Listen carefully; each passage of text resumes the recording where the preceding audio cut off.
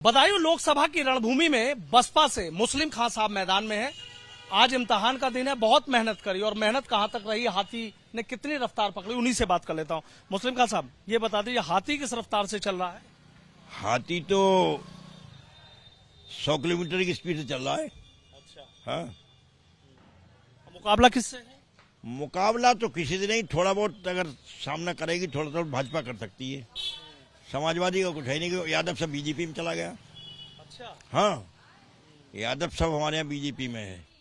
अच्छा, पूरा गुन्नौर से लेके सैसवान तक टोटल यादव उधर वही गढ़ है यादवों का, वो सब बीजेपी में। क्योंकि वहाँ भाई जिला पंचायत का अध्यक्ष बीजेपी का है, यहाँ यादव है वो भी, और गुन्नौर से विधायक हैं दूसरी बार, वो भी बीजेपी से ही हैं।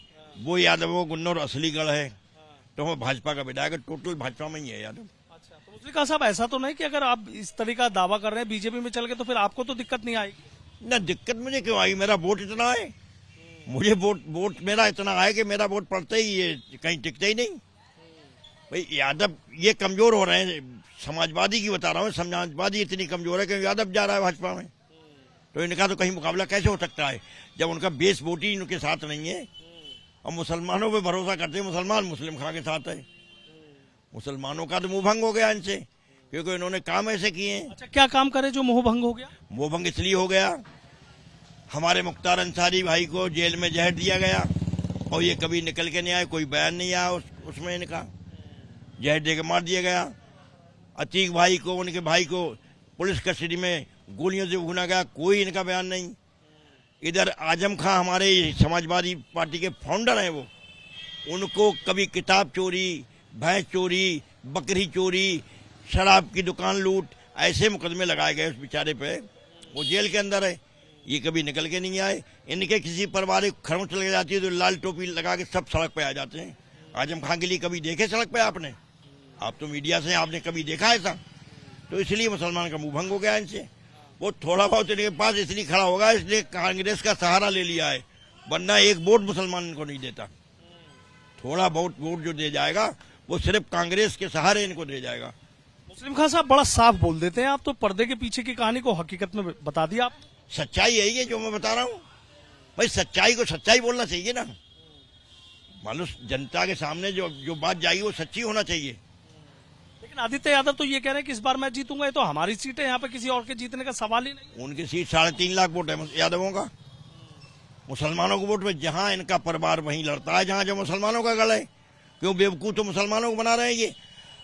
हमारे जिले का मुसलमान समझ गया है कि ये बीजेपी का डर दिखा के हमारी लीडरशिप खत्म कर दी इन्होंने। यहाँ से भाई 6 बार सांसद रहा हमारा, यहाँ से 4 एमएलए रहे, यहाँ से आज एक भी एमएलए तक नहीं है, ये सब इन्हीं की देन है।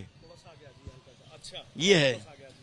अच्छा, तो अब क्या लग रहा है, आज तो इम्तिहान है आपका? जी इम्तिहान है, इम्तिहान में इंशाल्लाह पास हो जाऊंगा मैं। अच्छा, हाँ। अच्छा, ध्रुविजय सिंह है, जैसे वो कह रहे हैं कि घेराबंदी ऐसी कर रखी है, चक्रव्यूह ऐसा है कि कोई उसे भेद ही नहीं पाएगा। ये जुमलेबाज हैं, ये तो जुमलेबाजी आज भी कर रहे हैं और कल भी करेंगे, तो ऐसा कोई चक्रव्यूह नहीं है। मेरे वोट पे किसी का कोई चक्रव्यूह नहीं चलेगा, मेरा वोट मुझे मिलेगा और इंशाल्लाह मैं जीतूंगा। और मुझे सर्व समाज का वोट मेरे साथ है। मुस्लिम खां बाद ऐसा प्रत्याशी है जिसके पास सर्व समाज का वोट है, क्योंकि मैं लोकल का रहने वाला हूँ।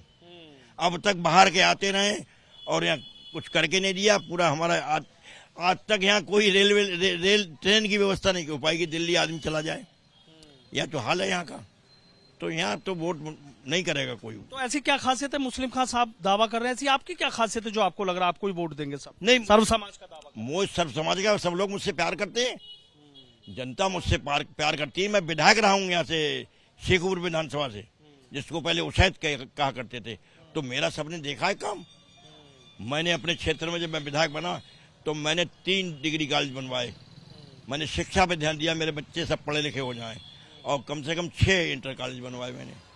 इसलिए मुझे याद करते हैं, जनता मुझे पसंद करती है। लेकिन आज तो वोटिंग का दिन है, आपने तो बीजेपी और सपा दोनों की टेंशन बढ़ा दी, बड़ी बड़ी बातें कहते हैं। नहीं, टेंशन उनको है, टेंशन तो दिख रही सड़क पे, ये टेंशन बीजेपी की भी दिख रही है और समाजवादी की टेंशन उनके वोटर नहीं बढ़ा दिए, हमने नहीं, उनके वोटर नहीं बढ़ा दी। उनकी टेंशन तो जो यादव विधायक है उसने टेंशन उनकी बढ़ा दी कि यादवों को वो अच्छी तरीके से काट रहा है। अच्छा, जैसे बीजेपी दावा कर रही है कि भाई 80 की 80 सीटें जीतेंगे, बदायूं भी हम जीतेंगे, 80 वाले में कितना दम लग रहा है?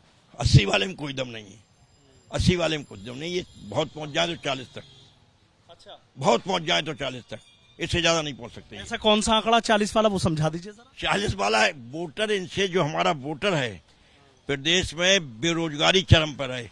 लोग इम्तिहान में बच्चे बैठते हैं, रोज पर्चे लीक हो जाते हैं। ये बच्चे नहीं बख्शेंगे।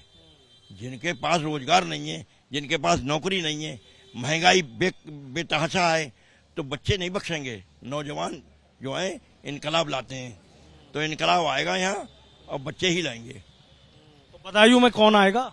बताइए, मुस्लिम खां आएगा और कौन आएगा? मुस्लिम खां ही आएगा। हाँ, और जीतने के बाद भी आप आएंगे। अच्छा, हाँ, मेरा इंटरव्यू लेने। बिल्कुल बिल्कुल आऊंगा। हाँ बिल्कुल, इंशाल्लाह ऐसा ही होगा। हाँ, बहुत बहुत शुक्रिया। तो देखिए, बसपा के प्रत्याशी मुस्लिम खां साहब अपनी जीत को लेकर दावा कर रहे हैं, बीजेपी पर भी बरस रहे हैं, समाजवादी पार्टी पर भी बरस रहे हैं और सीधा खुलकर कह रहे हैं। एक गणित इन्होंने समझाया है कि जो बदायूं है, बदायूं की जीत का गणित क्या है, बदायूं की जनता क्या चाहती है। अब देखना यह होगा कि मुस्लिम खां साहब के दावों में कितना दम है और बदायूं के मतदाता किसके संग हैं।